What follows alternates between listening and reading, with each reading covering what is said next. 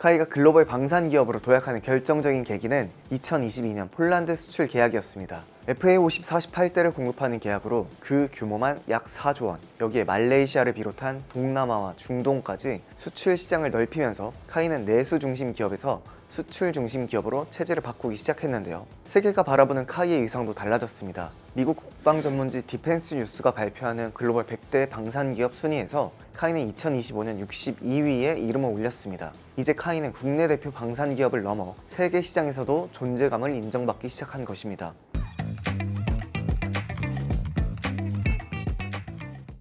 FA50의 폴란드 수출, 그리고 국산 4.5세대 전투기 KF-21의 본격 양산. 요즘 한국 항공 우주 산업, 약칭 카이는 말 그대로 날고 있습니다. 누적 수주 잔고만 27조 원, 올해 매출 목표는 5조 7천억 원, 신규 수주 목표는 10조 원. K방산의 대표 주자라는 말이 더 이상 과장이 아닌데요. 그런데 이렇게 잘 나가는 회사가 사실은 IMF 외환위기의 산물이었다는 사실 알고 계셨나요? 오늘 아카이브에서는 카이가 어떻게 태어났고 왜 주인 없는 기업이라는 꼬리표를 달게 됐는지, 그리고 최근 한화그룹의 지분 매입으로 다시 불붙은 민영화 이야기까지 카이의 히스토리를 따라가 보겠습니다. 아카이브 읽어주는 기자 SR본부 김동현입니다. 카이의 시작은 창업이 아니라 구조조정이었습니다. 1990년대로 돌아가 볼게요. 당시 재계에선 항공산업이라는 미래 먹거리를 선점하기 위해 삼성, 대우, 현대가 경쟁을 벌이고 있었습니다. 하지만 기술력은 아직 부족했고 비슷한 사업에 중복 투자만 이어지며 출혈 경쟁이 계속됐죠. 그러던 1997년 IMF 외환위기가 터집니다. 결국 정부가 칼을 빼들었는데요. 이른바 항공 빅딜입니다. 삼성항공, 대우중공업, 현대우주항공 세 회사는 1998년 정부 주도의 구조조정에 참여해 항공사업부를 떼어내 하나의 회사로 합치기로 합니다. 각 사업부를 현물 출자하는 방식으로 가칭 한국항공우주산업 설립에 뜻을 모은 것이죠. 하지만 과정은 순탄치 않았습니다. 6개월 뒤인 1999년 2월 대우그룹이 부도나면서 항공산업 전체에 대한 우려가 커졌는데요. 그럼에도 새 회사는 현물 출자에 이어 현금 510억 원을 균등 출자하기로 최종 합의했고, 마침내 1999년 10월 카이가 공식 출범합니다. 회사가 만들어졌다고 끝은 아니죠. 삼성, 대우, 현대 서로 다른 조직 문화와 결제 방식, 생산 시스템이 한 회사 안에 모였으니 혼란은 불가피했습니다. 카이는 대대적인 체질 개선에 나서는데요. 흩어진 생산 라인을 4천으로 모으고 1,700억 원 적자를 내던 B717 주익 사업도 과감히 정리했습니다. 그렇게 하나씩 군사를 덜어내며 카이는 비로소 하나의 회사로 움직이기 시작했습니다. 구조조정을 마치고 체질 개선에 성공한 카이는 이제 살아남는 회사가 아니라 만드는 회사가 되기로 합니다. 승부수는 완제기 개발이었죠. 첫 번째 주자는 기본훈련기 KT-1이었습니다. KT-1은 1988년부터 국방과학연구소가 개발을 주관하고 대우중공업이 체계종합을 맡았던 사업인데요. 카이가 출범하면서 이 사업을 넘겨받아 양산을 맡았습니다. 2000년 7월 양산 1호기 초도 비행에 성공했고, 같은 해 11월 첫 양산기를 공군에 인도하며 국내 독자 개발 군용기의 시대를 본격적으로 열었습니다.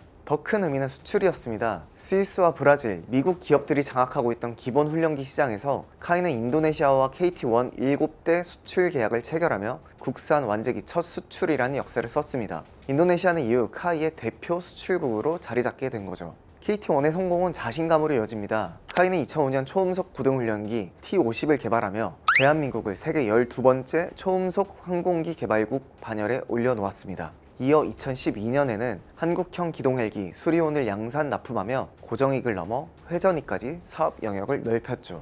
그리고 2026년 카이의 현재이자 미래인 KF-21 보라매가 드디어 양산 단계에 들어섰습니다. 2001년 김대중 대통령의 한국형 전투기 개발 선언 이후 무려 25년, 수천 명의 연구진과 1000회가 넘는 시험 비행 끝에 올해 3월 양산 1호기가 모습을 드러냈는데요. 최고 속도는 마하 1.8, 오는 9월 공군에 인도될 예정이며 이후 해외 수출까지 현실화되면 생산 유발 효과는 24조 원, 기술 파급 효과는 49조 원에 이를 것으로 전망됩니다. KT-1이 첫 걸음이었다면 KF-21은 카이가 글로벌 방산 기업으로 도약하는 상징적인 이정표인 셈입니다.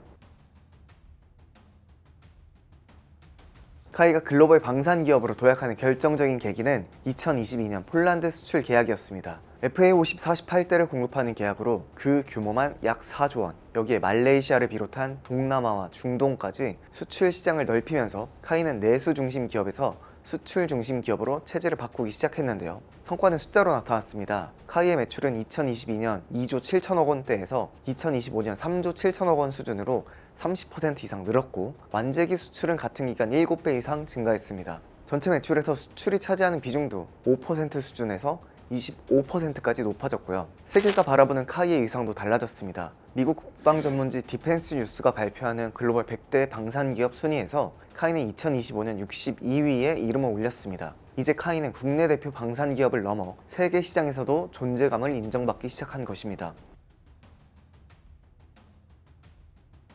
그러나 카이의 성장과 함께 끝내 지워지지 않는 꼬리표가 하나 있습니다.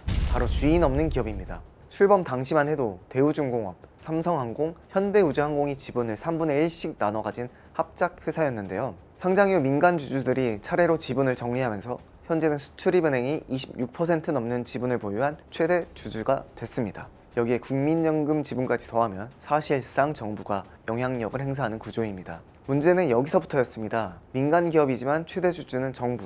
이 독특한 지배구조 때문에 카이는 정권이 바뀔 때마다 대표이사 인선을 둘러싼 낙하산 논란에서 자유롭지 못했습니다. 실제로 1999년 출범 이후 지금까지 카이를 이끈 사장 9명 가운데 8명이 관료 출신이었습니다.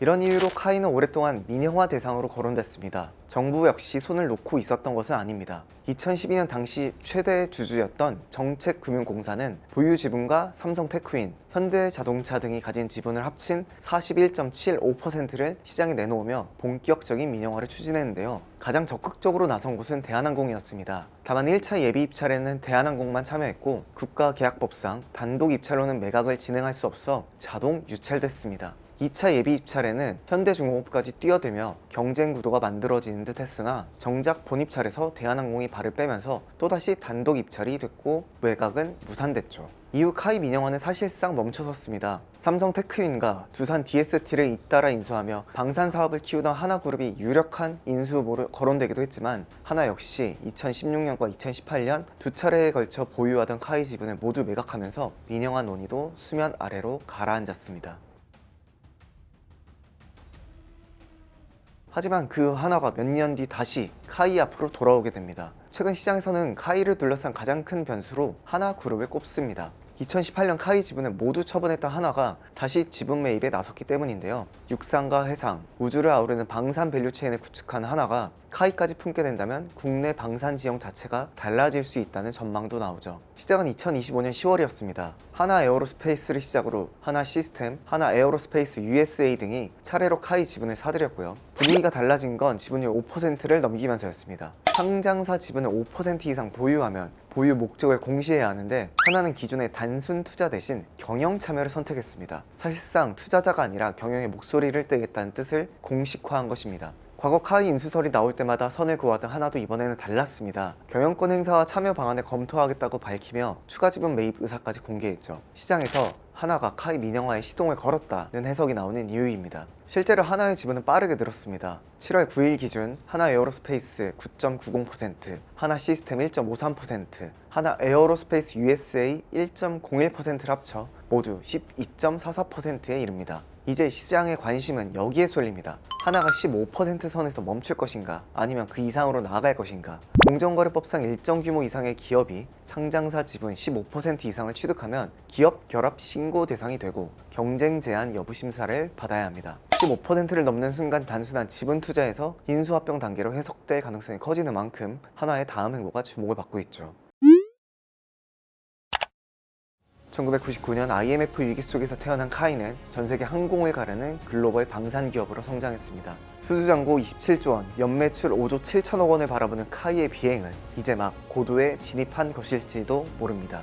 이 가운데 하나의 경영 참여 선언은 단순한 주식 매입이 아닌 카이의 미래 경쟁력에 대한 베팅이라 할 수 있습니다. 카이가 주인 없는 기업이라는 꼬리표를 떼어내고 민간 사업자의 기술력과 자본력을 바탕으로 더 높은 비행을 할 수 있을까요? 저희 더벨은 앞으로도 카이를 둘러싼 내부 변화를 따라가며 그 비행 궤적을 추적하겠습니다. 오늘 이야기처럼 깊이 있게 살펴보면 좋겠다는 기업이나 인물이 있으면 댓글로 남겨주세요. 다음 아카이브는 여러분의 궁금증에서 시작합니다. 시청해주신 여러분, 오늘도 감사합니다.